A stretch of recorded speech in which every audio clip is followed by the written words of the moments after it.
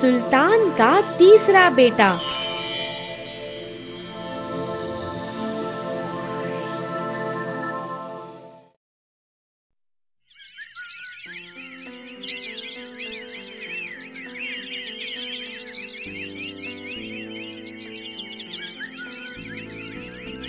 एक बार एक प्रतापी सुल्तान एक बड़े राज्य पर अनेक वर्षों तक राज करता रहा, परंतु उसके बाद राज करने वाला उसका कोई बेटा नहीं था। एक बुद्धिमान आदमी ने उसे 3 फल दिए, जिन्हें सुल्तान ने अपनी तीनों रानियों को एक एक खाने को दिया। कुछ समय बाद पहली और दूसरी रानी ने एक एक बेटे को जन्म दिया। दुर्भाग्यवश तीसरी रानी को कोई बच्चा नहीं हुआ, इसलिए सुल्तान ने उसे जंगल भेज दिया। बहुत दिनों के बाद रानी ने एक बेटे को जन्म दिया। उसने उसे खुदादाद कहकर बुलाया। खुदादाद एक होशियार लड़का बना। वह बड़ा होकर बलवान नौजवान और चतुर वीर बना। एक दिन उसकी माँ ने उसे सच्चाई बता दी कि सुल्तान उसके पिता हैं। फिर भी लड़के ने कहा, मैं उनको अपने बारे में बताने से पहले ही अपनी काबिलियत साबित करना चाहता हूँ।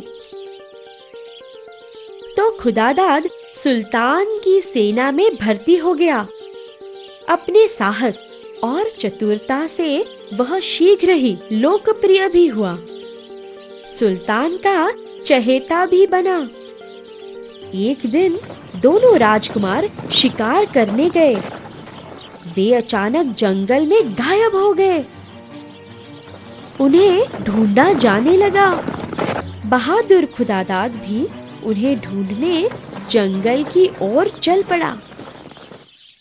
जंगल में उसे एक सुंदर लड़की मिली, जो एक पेड़ के नीचे बैठे रो रही थी। उसने पूछा, तुम कौन हो? रो क्यों रही हो? उसने बिलखते हुए कहा, मैं पड़ोसी राज्य की राजकुमारी हूँ।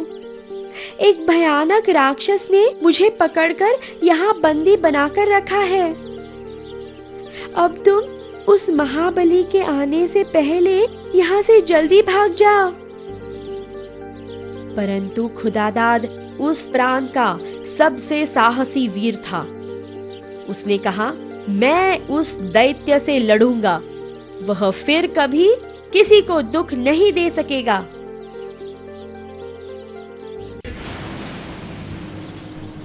जब दैत्य वापस लौटा, खुदादाद ने उस पर हमला किया। दैत्य चीखा, चिल्लाया, गरजा, परंतु बहुत देर तक लड़कर खुदादाद ने उसे हराकर मार डाला।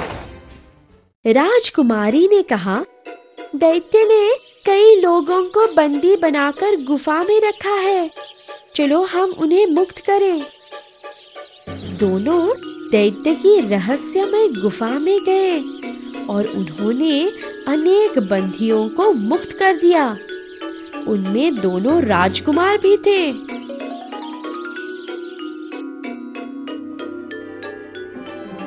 सुल्तान अपने दोनों बेटों को देखकर बड़ा खुश हुआ।